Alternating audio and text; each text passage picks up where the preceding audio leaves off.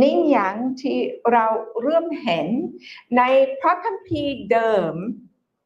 เมื่อพระเจ้าอยากทำบางสิ่งพระวิญญาณบริสุทธิ์จะลงมาอยู่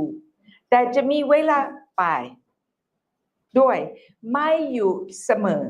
แต่ในพระคัมภีร์ไม่เมื่อพระวิญญาณบริสุทธิ์มาอยู่กับเราตลอดใ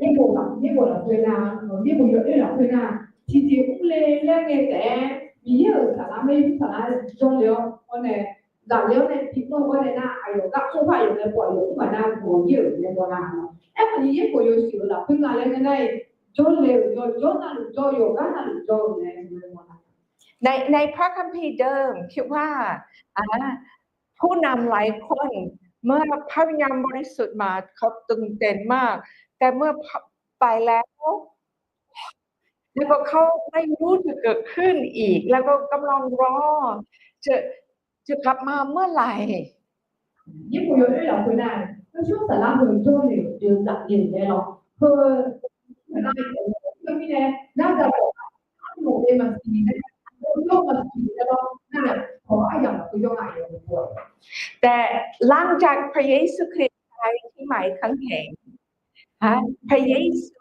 ลอยพระวิญญาณบริสุทธิ์ที่อยู่กับเราสม่ำเสมอเนี่ยคนนี้คือคนนี้อย่างไรที่ตัวเรื่องนั้นเราเดี๋ยวทุกคนเลยอย่างทุกคนที่เราทำสิ่งใดอยู่แต่เรื่องไหนทุกคนเลยอย่างคนนั้นแต่เรื่องไหนเรื่องนี่เขาเลยไม่ได้ที่จะมาให้เราอีกโอเคไปอ่านในอะไรยังโอเคใครก็จะดูที่มาแล้วที่แค่แต่ก็เลยนะย้อนหลังเลยแล้วโดนมาเดือนเยอะโอ้ยพอเยอะโอ้ย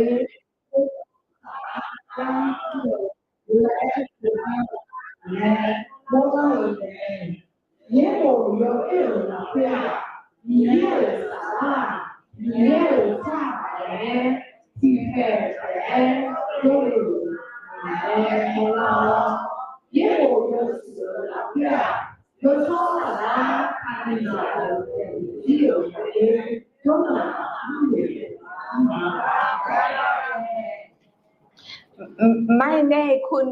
เคยมีประสบการณ์แบบนี้ด้วยบางที่มีคนมาแล้วก็มีปัญหา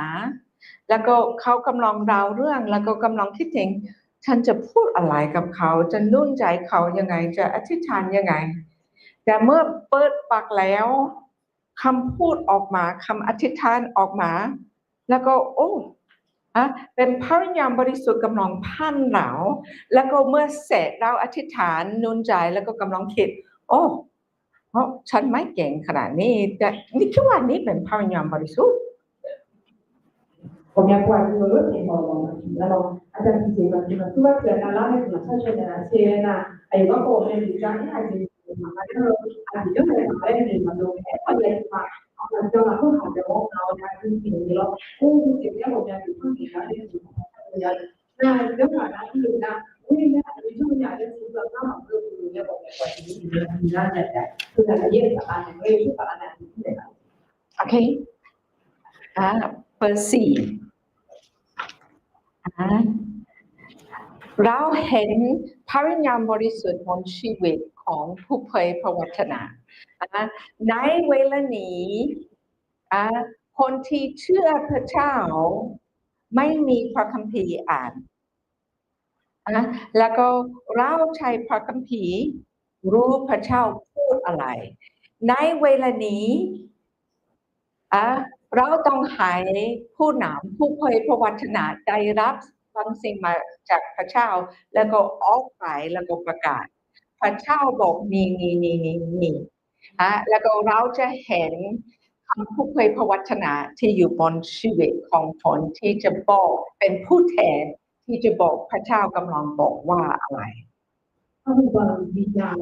아직까지 이유는 마에 예고 맞죠. 그래서 그다음에 이해하는 넌 처음에 이해 다 내려내 정말 처음에 내려내 게 아주 맞춰 가지고 그냥 처음에 이제 어 그냥 이해해서 이제 나를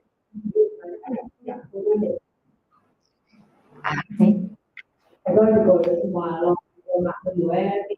또 아이고 막 그거에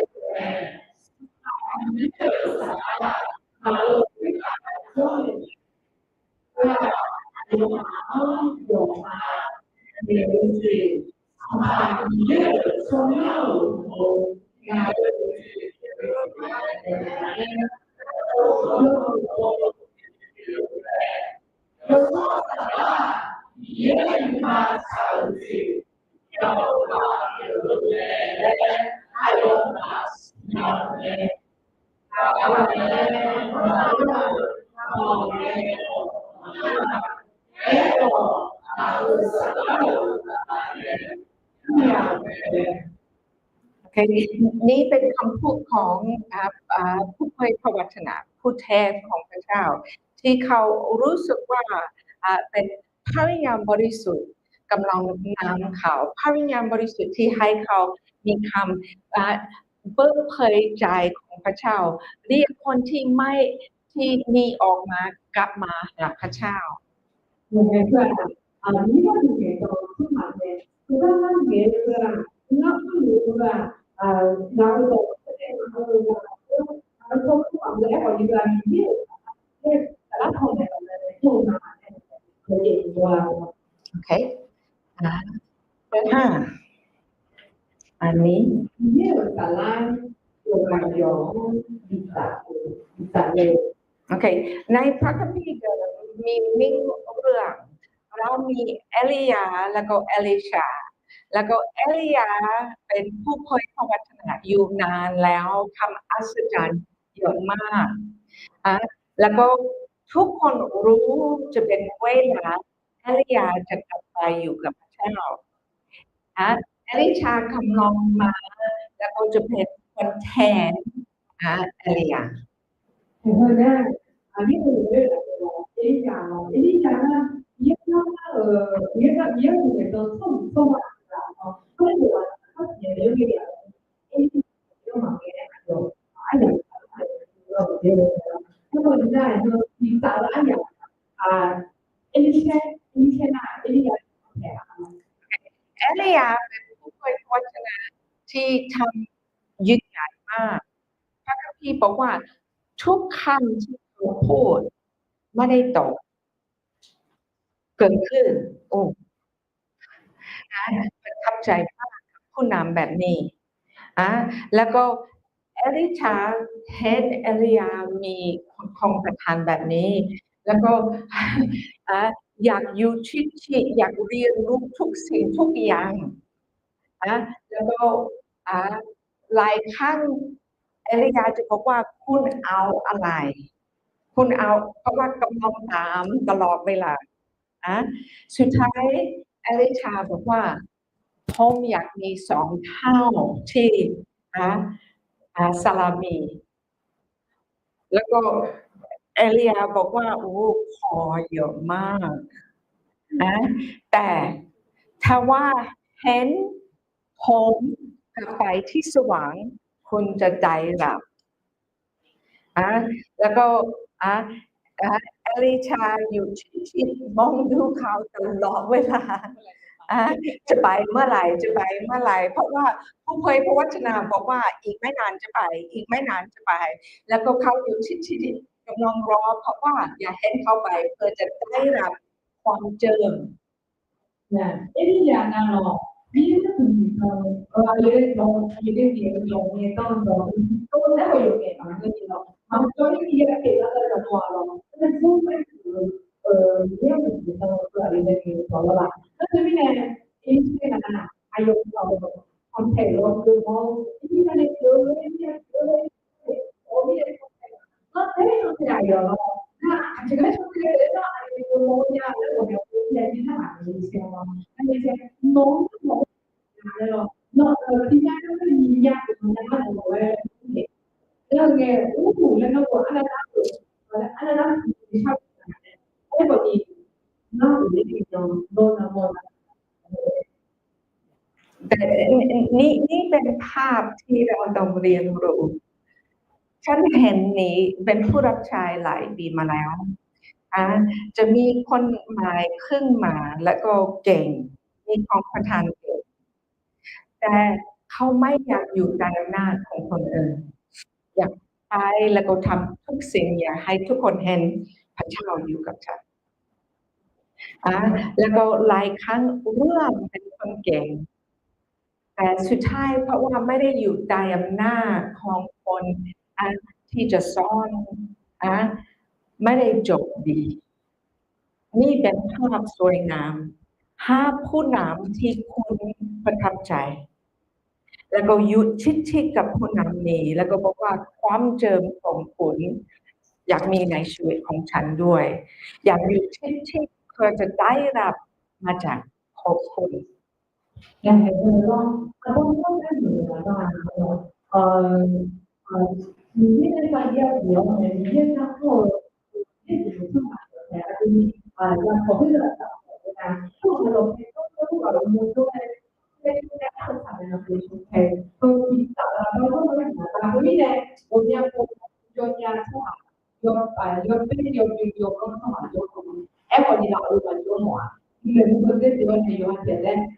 คือมองว่าหมอจะด้วยจิตใจของเนี่ยเราได้ผลสารภาพที่อาจจะต้องช่วย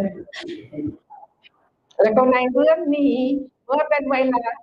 เอลียาไปเอลิชาเห็นทุกสิ่งแล้วก็เสื้อของเอลียาตกไปแล้วก็เอลิชาวิ่งไปจับเสื้อแล้วก็ไปที่แม่น้ำแล้วก็ปุ้งแล้วก็ดูแม่น้ำจะเปิดหรือเปล่าแล้วก็เปิดวาย 하나님 박사가 아유 뭔가 komplica나 yo chévere no para ayudar y pero no y bueno para y lo que la pero no como la madre yo como que ya ya vamos como la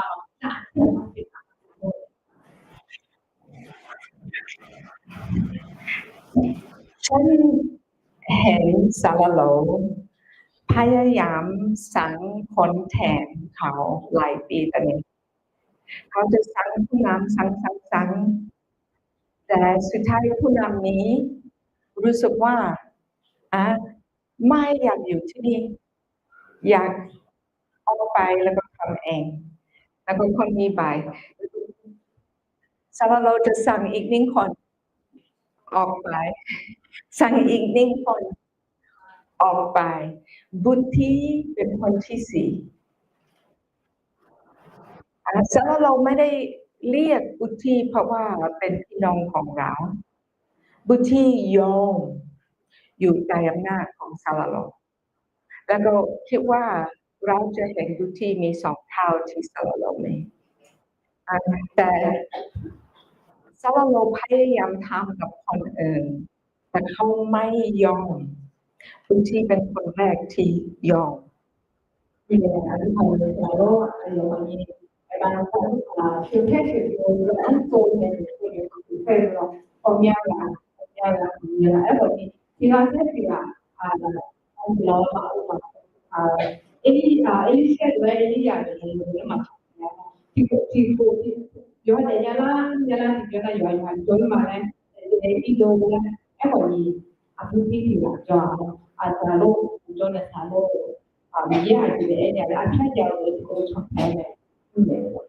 ฉันอยากพูดกับคุณ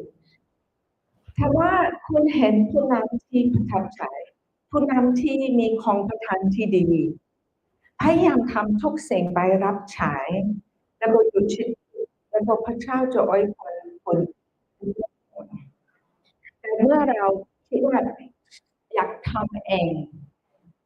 หลายครั้งเห็นนมแล้ว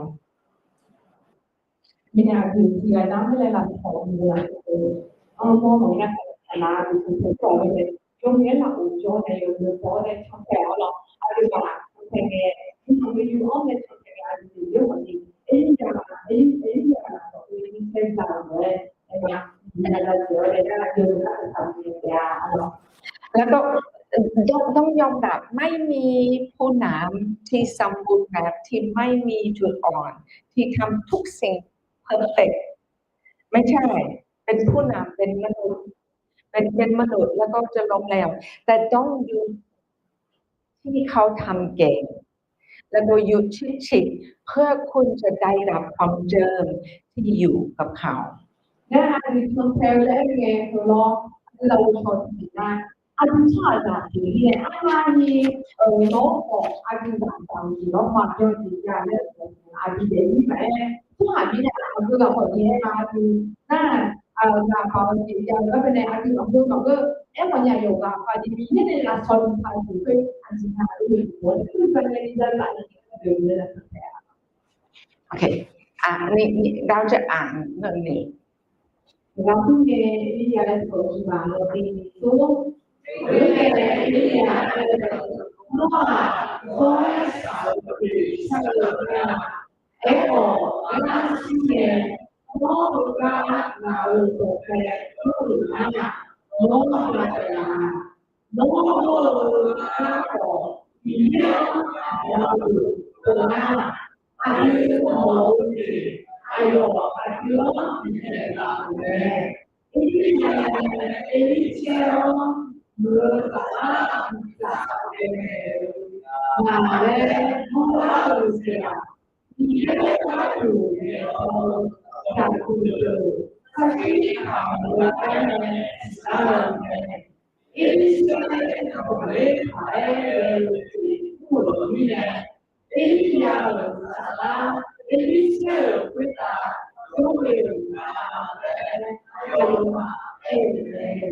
ในเรื่องนี้เราเห็นชัดดีพระวิญญาณความเจิมที่อยู่บนนิ่งฝนพันให้คนอื่นได้ คือแบบว่าอะไรเนี่ยที่ย้ายไปในทางตัวเขาเรียนแต่ทางตัวเขาด้วยที่ย้ายไปถึงจากงานก็คือว่าใช้ผม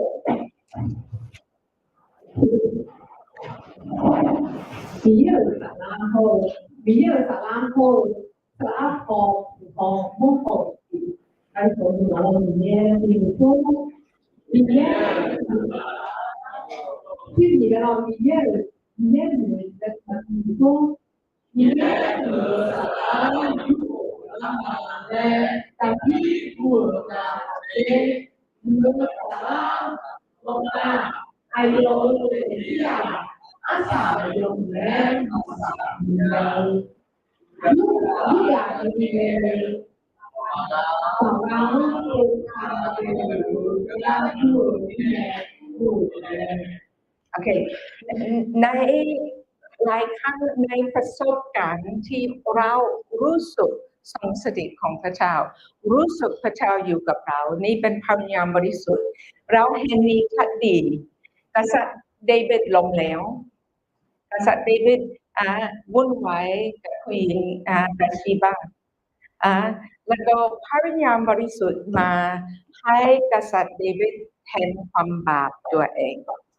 คืออันที่ประโยชน์ด้วยยุทธศาสตร์ในช่วงนี้คือเรื่องเรื่องของนะแล้วก็ตอนนี้เราขายอยู่ที่ในประสิทธิภาพของเราที่เราเพื่อมาใช้งานและก็ขายในบริษัทเราจะเห็นนี่เกิดขึ้นในชีวิตของเราด้วยบางครั้งเราเปิดประตูบางสิ่งแล้วก็มันสตานกำลังมาแล้วก็วุ่นวายกับชีวิตของเราแล้วก็เราเริ่มเข้าไปที่ความบาป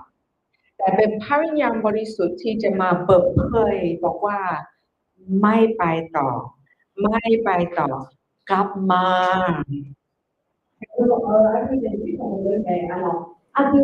จริงๆนะแม่มันอยู่ใจเยอะจริงๆนะพูดไม่เป็นเองนะเพิ่มเองผมที่วันนั้นแบบให้กินไหนเพื่อมาทำเพื่อมาเป็นอะไรอันนี้เอ็นอยู่นะแต่ไม่ได้แต่อะไรเมื่อกษัตริย์เดวิดรู้สึกผิดจริงๆเขาเขียนสดุดีบทที่51แต่ที่กษัตริย์เดวิดกลัวมากที่สุดเขาขอโอ้พระบิดาเจ้าไม่ให้พระวิญญาณบริสุทธิ์ไปอยากให้พระวิญญาณบริสุทธิ์อยู่ กษัตริย์เดวิดเห็นที่เกิดขึ้นกับซาโลนะกษัตริย์ซาโลเมื่อพระวิญญาณบริสุทธิ์ไปแล้วแล้วก็เขาเป็นคนประสาทนะแล้วก็เดวิดเขียนสดุดีบทที่51 그래서 여기 그래서 하나 필리핀 그 아이들의 주변에 비교 그림 사람 안에 những thầu của như thế nào ngồi với nó thì người ta là để mà số người thì ngồi đây rồi xong mà số lượng cái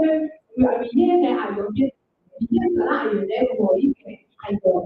số mày này ý về rồi mà phải bịอยากเรามีเพลงสำหรับสดุดีบทที่51น้องเพลง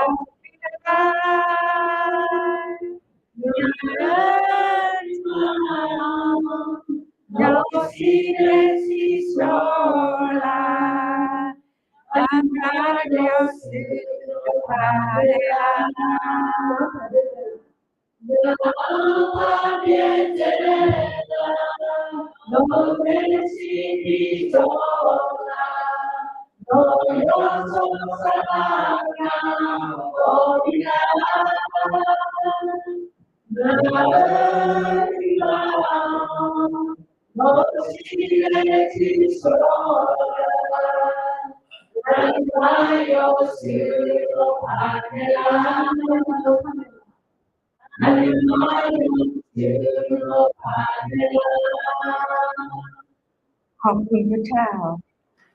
เมื่อเราเริ่มไปทางที่พระเจ้าไม่อยากให้ไปเมื่อเราเริ่มวุ่นวายกับความบาปเป็นความโมราชของพระบิดาเจ้าให้พระวิญญาณบริสุทธิ์เรียกเรากลับมาอยู่ที่กับพระเจ้าAntes como de antes como alguien que ellos hablaban de poco a veces hablaban de sobre algunos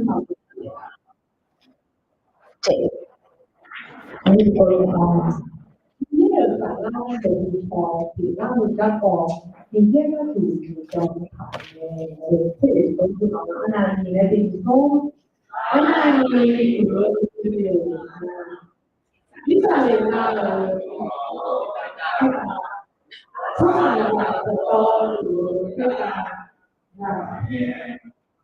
โอเคคนที่เขียนพระคัมภีร์เดิมบอกว่าอนาคตพระวิญญาณบริสุทธิ์จะมาแล้วก็จะอยู่ตลอดเวลาเราเห็นนี้กับคำผู้เผยพระวจนะหลายคนในพระคัมภีร์เดิมนี่ผมเลยบอกถ้าโยชสาระพิมมาและถามเราเชื่อได้มาและถามคนเราที่ผมเลยแบบจะเป็นโบราณแล้วเอเซียบอกว่าจะเกิดอะไรขึ้นมาพระเจ้าให้ทุกคนมีพระวิญญาณบริสุทธิ์อิซิคิโอบอกโยเอลบอกนี่แหละง่ายสุดที่มาเสียมาน่ะเขาเก็บความผ่านแล้วจริงๆแล้วมาและหนูที่สาระดูทางเงินจากเงินช่วยเงินและวันเพนเทคอสเมื่อพระเจ้าพระเยซูโปรยพระวิญญาณบริสุทธิ์แล้วก็ทุกคนเริ่มพูดภาษาแปลกๆเปโตรออกมาแล้วก็เปโตรบอกว่าบางคน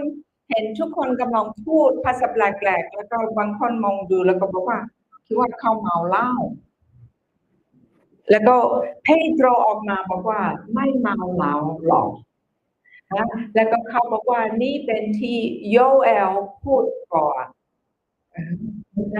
เขาพูดถึงเลยเป็นที่พูดถึงเป็นที่สาระจากเราแต่วันนี้ที่สาระเราต้องก็ต้องมาเงี้ยน่ามาชวนกันอยู่เนี่ยสิแต่ละปัจจัยนี่เนี่ยก็เป็นว่าโอ้ที่ปัจจัยแล้วแล้วเราได้เป็นตัวเราเนี่ยเรามีมากถึงตัวเนี่ยเราช่วยเด็กๆเป็นมีหน้า แล้วก็เราจะอ่านที่กิจกรรมบทที่2ข้อ17ถึง19อะไรนะใช่เพื่อจะ โอ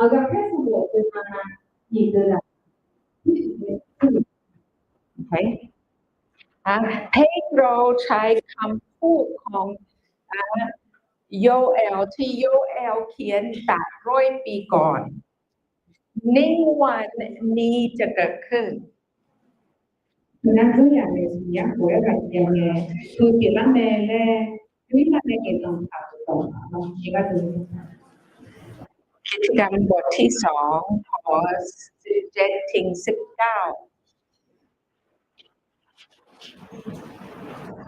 Berarti apa?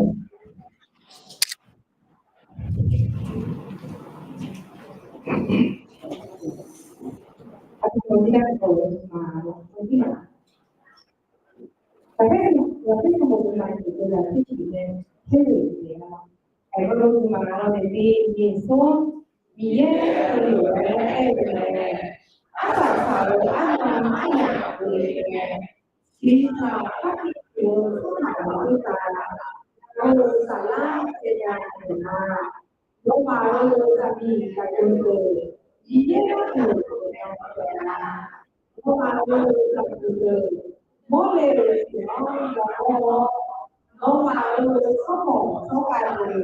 jadi mau mungkin ya ada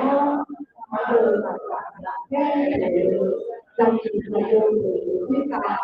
yang berusaha kita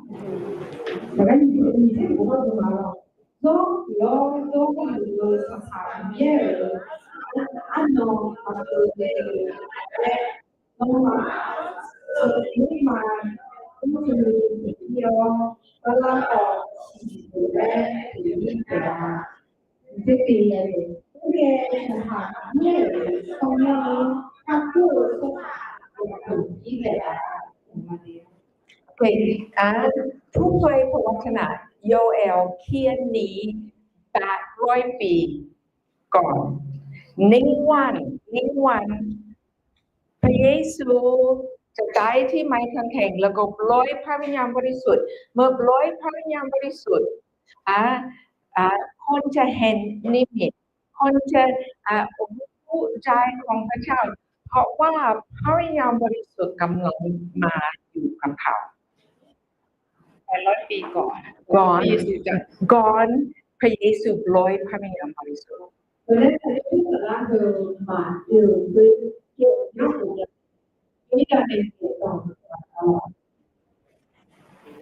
เข้าใจไหมโอเคมีไอเซยามีอีซิเคียลมีโยเอลรู้แพลนของพระเจ้าเปิดเผยแพลนอนาคตคนที่รับเชื่อจะได้รับพระวิญญาณบริสุทธิ์หมดเลยese clima es muy diferente ya就能做有那路有这个啦这样的路แม่กำลังคิดถึงคนที่อยู่ในพระคัมภีร์เดิมตายแล้วไปอยู่กับพระเจ้าแล้วก็เมื่ออยู่ที่สว่างกับพระเจ้ารู้อนาคตเราจะเห็นพลังของพระวิญญาณบริสุทธิ์จะอยู่บนหลายคนไม่เฉพาะ1 คนแป๊บเดียวแล้วก็ไป1 คนแป๊บเดียวแล้วก็ไปพระเจ้าจะปล่อยหมดเลยเพื่อทุกคนที่รับเชื่อEntonces, la verdad es que ahora sí yo me como yo me dedico a lo yo la yo son a 미디어잖아요. 사실 원하고 미디어잖아요. 학교가 요구하는 미디어잖아요. 세대에서 미디어잖아요. 시작돼야 하는 แล้วก็คิดว่าเขาอยู่ที่สว่างกำลังดูโอเคกันนี้มีคนคริสเตียนแล้วก็มีพระวิญญาณบริสุทธิ์โอเคคริสเตียนทำอะไรบ้างนั่นเองแล้วก็กำลังรอ ayo mak politika. Io come io sarà spiegare io sarà se mi localizzato anche come che แล้วก็คิดว่ากำลังรอแล้วก็กำลังคิดมาทำขนาดนี้เองเหรอ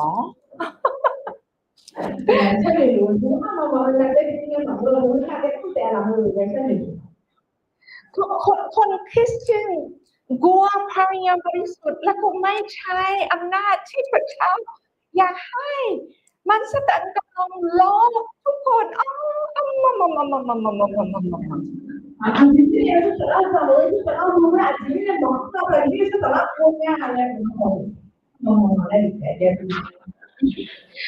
มันสตันกลัวเราเมื่อเราเข้าใจพระวิญญาณบริสุทธิ์อยากทำบางสิ่งกับชีวิตของเรา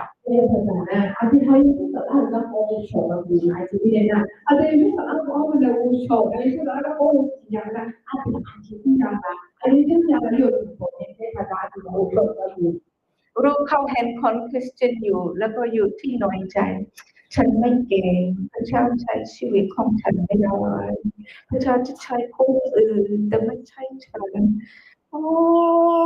คิดว่าเขาทำไมเป็นแบบนี้ไม่จำเป็นนะ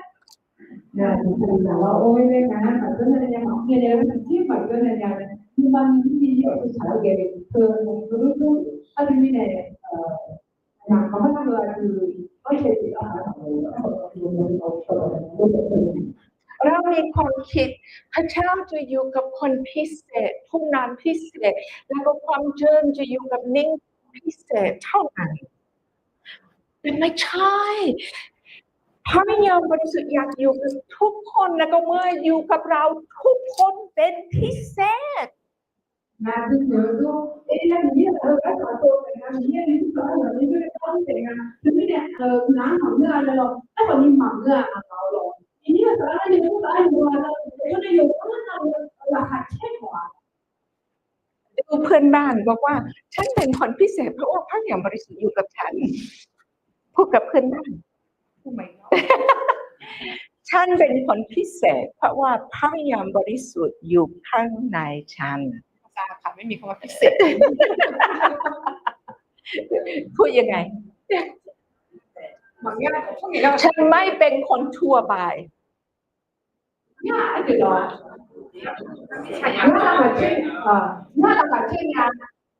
่าไงอีกรอบหนึ่ง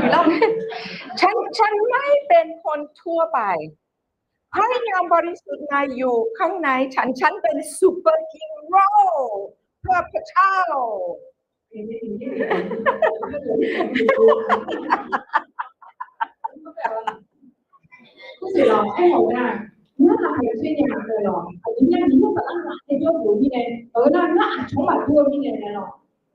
아주 다 받는 거는 기재 받는 거 아니지만 아주 말고 사람들 관리를 하는 볼까 그러면 그게 아니면 맞는 거는 아마는 내가 그렇게 너무 좋겠지 아마 그냥 이제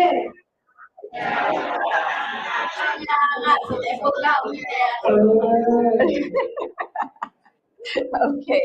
we're back.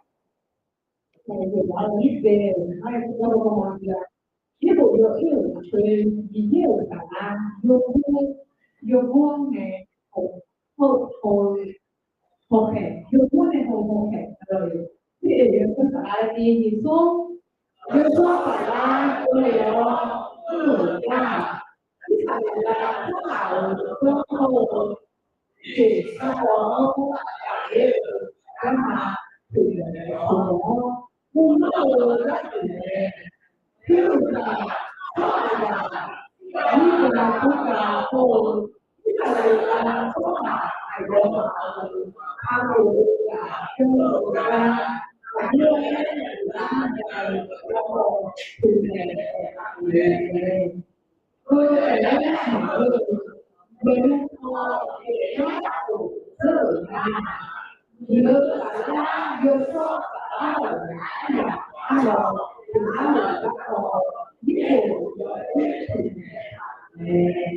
เค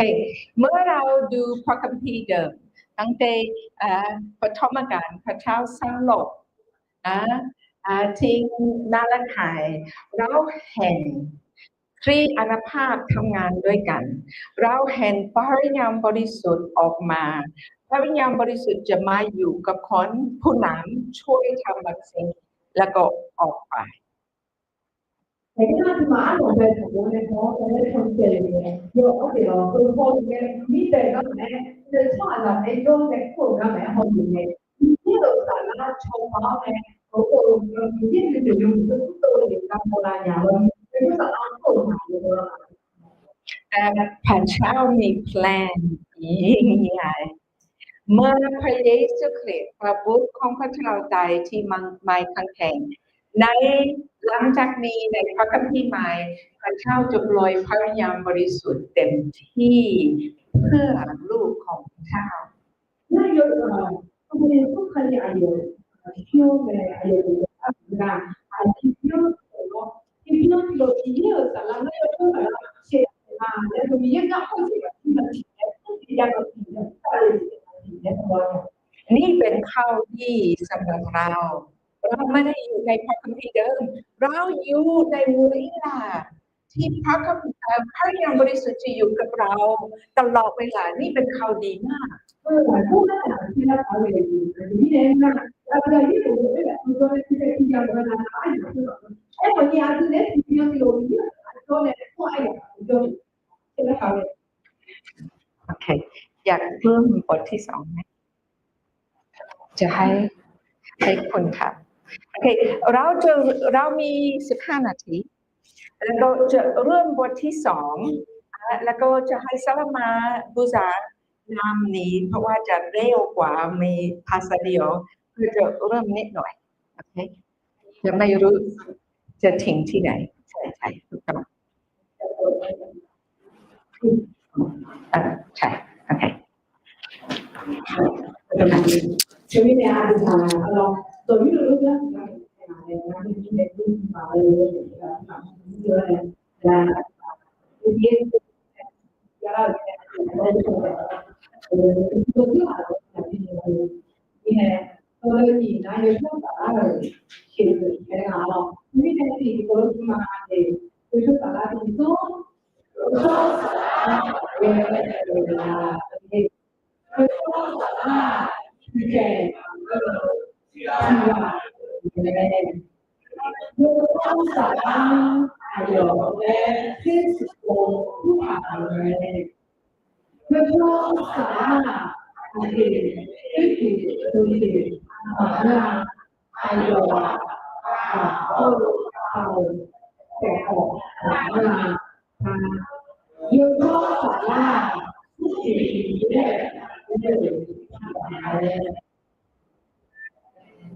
อาจารย์นี่ต้องเป็นพระเจ้า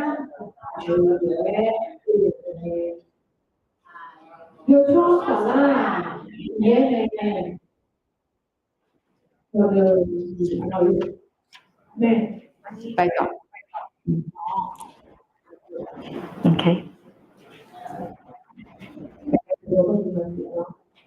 有说法啦，来第几说？有说法啦，有说没？有说法啦，法没？有说法啦，有些那路小，我高路小，我高路我那就有些那路很小。Dia melakukan yang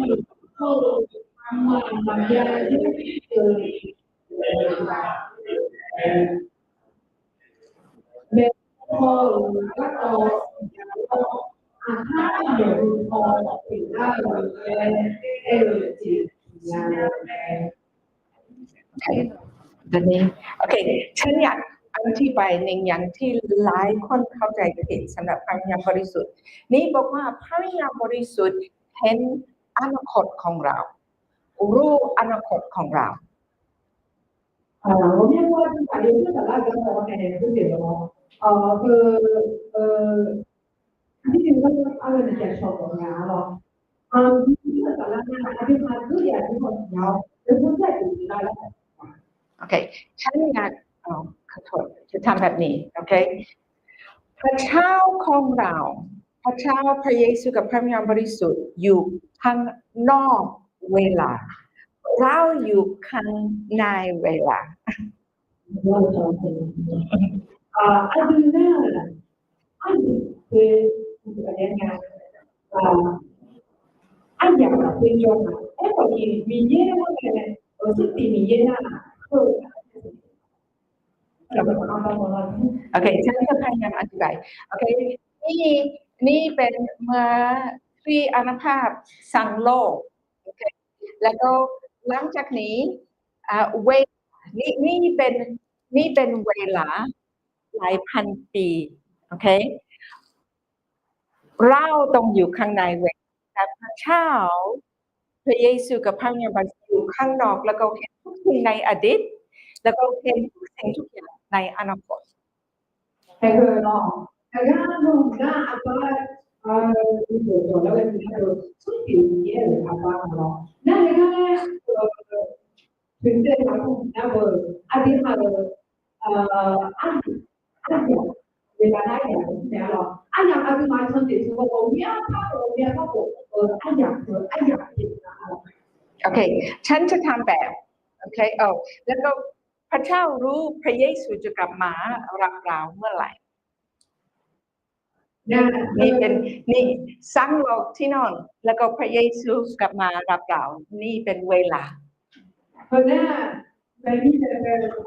เดี๋ยวเวลาที่มาทำดูไอ้เดี๋ยวเราจะเข้าผมถ้าเราพูดเนี่ยทำไมถึงว่าที่นอนจะทำอะไรอ่ะโอเคฉันจะทำแบบสำหรับชีวิตตัวเองโอเคฉันขอเข้ามาในเวลาชีวิตของฉันเริ่ม1,962 ปีแล้วก็ทิ้งวันนี้ปีนี้ฉันอยู่ในเวลาอยู่ในโลกนี้62 ปีแล้วนี่เป็นชีวิตของฉันอยู่ในเวลาโอเค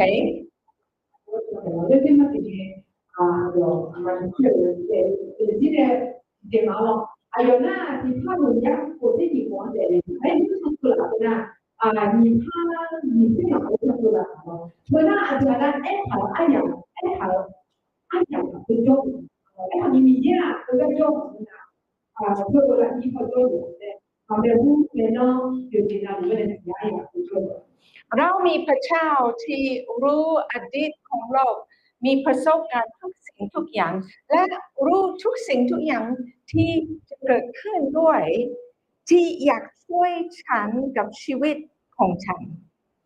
那如果在这里面呢，也就是说这个两个，你看，那个如果这个两边呢，我这个这个基本呢，有脱高呢，就是这个อยากช่วยเรากับชีวิต这还得这个你要他说好像你们那边开这个一定你脱高，那是什么？พระเจ้าของเรายิ่งใหญ่สร้างทุกสิ่งทุกอย่างแล้วก็หลายครั้งเราจะคิดว่าฉันเก่งกว่าพระเจ้าฉันอยากตามใจตัวเองฉันรู้มากกว่าอะไรเป็นดีที่สุดสำหรับฉัน里面有日本的主要呢，包括我们这个有2种怎么样？今天这电话里面那有话就是有电话几个好像也就那电话别的什么就是我反正是做的利润เรามีพระวิญญาณบริสุทธิ์ที่เห็นทุกอย่างที่เกิดขึ้นที่มีสติปัญญามากกว่าเราที่อยากเข้ามา ช่วยเราแล้วก็รู้พระเจ้าอยากให้เราไปที่ไหนแล้วก็หลายครั้งเราอยากตามใจตัวเอง abbiamo iniziato io parlare di giovane, una azienda, aiuta a vedere la vita a través de anche non c'è anche peròเราโง่เนาะโง่จริงๆที่อยากตามใจตัวเองเมื่อเรามีพระเจ้าที่รักเราเก่งกว่าเราหลายเท่าช่วยแต่เราไม่รู้ Alhamdulillah, io pure volevo galleria, allora, io no, abbiamo io ho detto, ma io ho detto, ma mia madre, io mi dico, io la so valere, ma non so di altro. อีกนิดยังอยากอธิบายพระเจ้ารู้อนาคตของเราแล้วก็พระเจ้ามีความสัญญาเยเรมีบทที่29ข้อ11บอกว่าพระเจ้ามีอนาคตที่ดีให้คุณพระเจ้าอยากช่วยเราเข้าไปที่อนาคตดี Io sono tagliata io bene yongi ne no yongi yongi โอเคนี่ยังที่ต้องเข้าใจมันสตันไม่รู้อนาคตของเรามันสตันมองดูที่จะเกิดขึ้นแล้วก็บอกไม่ได้มันสตันอ่านพระคัมภีร์แล้วก็รู้พระเยซูจะกลับมาแต่บอกละเอียดสำหรับอนาคตของเราไม่ได้ Alcune persone dicono le erano anche anticomunale, le trattato materiale, sono persone che non hanno calidad, poi il giorno มันสตันดูอดีตของเราแล้วก็รู้นิสัยของเรารู้จุดอ่อนของเราแล้วก็พยายามวุ่นวายในชีวิตแต่มันไม่รู้อนาคต deve trattare anche di non poter anche anche anche ma che ci dicono anche la dove sono malate anche me la dove è la come la stataมันสตันอยู่ในโลกนี้หลายพันปีแล้ว เขาเห็นนิสัยของมนุษย์ แล้วก็มันรู้ทำอะไรให้เราหลงเหลวให้เราสับสนแต่มันไม่รู้อนาคตของเราพระเจ้าคนเดียวที่รู้อนาคตของเรา nel trattato di quella nel giorno anche se non potete come anche scelte di แต่มันพยายามเขาบอกว่าอุ้ยนะไว้ใจพระเจ้าไม่ได้ถ้าว่าเป็นผู้รับใช้คุณจะเป็นคนจนตลอดชีวิตไม่มีใครจะนำเธอไม่เขาที่รักษาไว้นะตามเสียงของมันแล้วก็จะให้เป็นคนรวยดีกว่า Guarda, è stato così che non mi viene a vedere io non mi lega una lista da fare. No, lista da fare non si da fare del genere. È stata una dai mi lega da su un che tu sai, arriva lì mi lega da fare allora, guardate che sarà allora, oh, ma devi vedere, guarda, mi lega da fare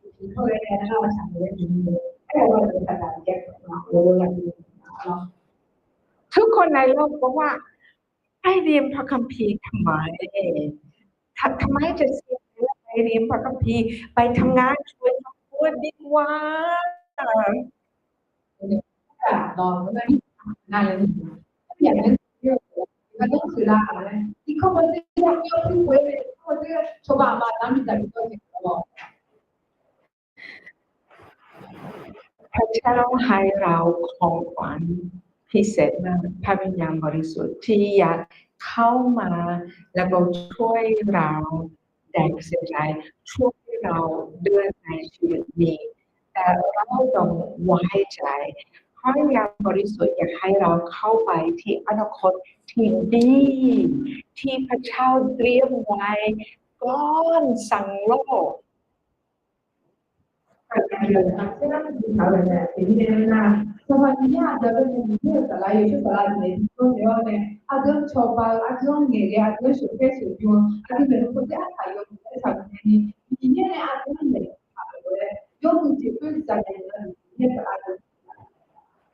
ะเจ้ารู้จักลูกตั้งแต่ก่อนสร้างโลกรู้จะสร้างคุณรู้จะให้ของประทานอะไรรู้อยากให้คุณทำอะไรในอาณาจักรของพระเจ้าอยู่ในใจของพระบิดาเจ้าหลายพันปีคุณถ้าคุณจะยอมกับพระวิญญาณบริสุทธิ์เข้าไปที่พระเจ้าเตรียมไว้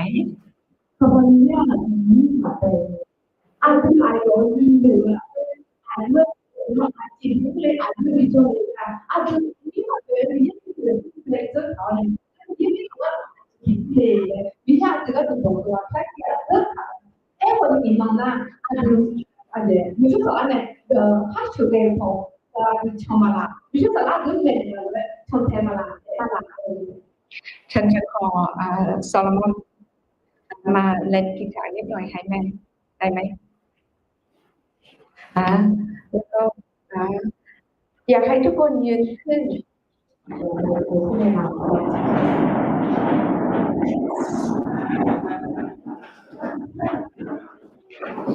เราต้องใจใจจะตามใจตัวเองจะตามอารมณ์ตัวเองรู้จะยอมกับพระวิญญาณบริสุทธิ์มากขึ้นไ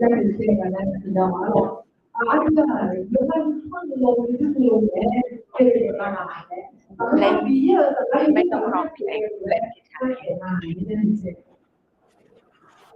ทุกคนเตรียมใจเราจะอธิษฐาน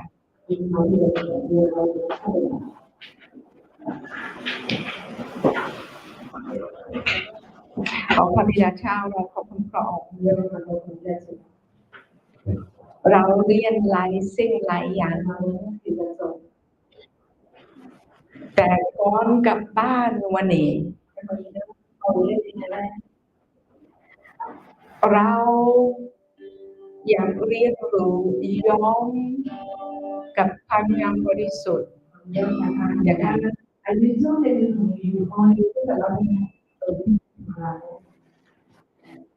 ทุกอุปสรรคทุกสิ่งที่เราเชื่อสำหรับพระวิญญาณบริสุทธิ์ทุกสิ่งที่เรากลัวเราอยากลอยที่พระบาทของพระองค์อยา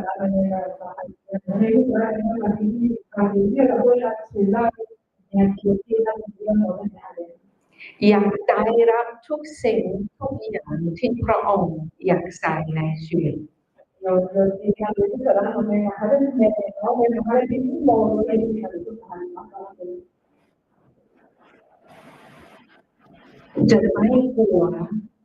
จะไม่กลัวพระวิญญาณบริสุทธิ์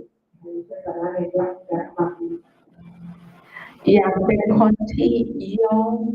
กับพระวิญญาณบริสุทธิ์มากขึ้น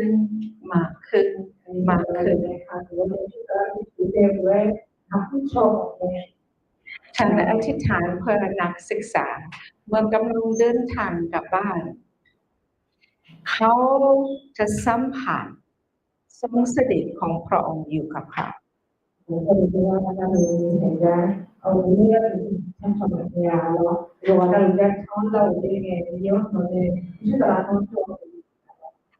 พระวิญญาณบริสุทธิ์ช่วยเขาจำไว้ทุกสิ่งทุกอย่างที่เขาเรียนเมื่อวันแล้วก็วันนี้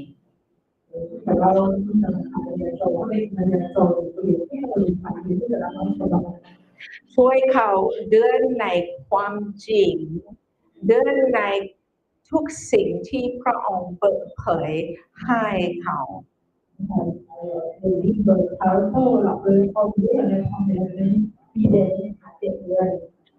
อยากเชื่อทุกที่ที่เข้าไปเขาจะลอย แสงของพระองค์โปรยแสงที่สุดของพระองค์ในครอบครัวตัวเองและในหมู่บ้านตัวเอง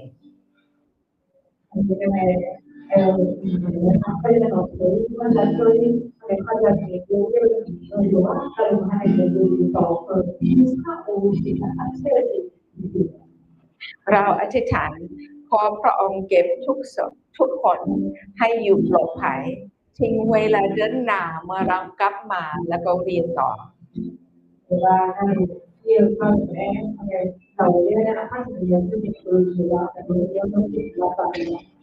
เราอธิษฐานเพื่อทุกสิ่งทุกอย่างในพระนามพระเยซูคริสต์อาเมน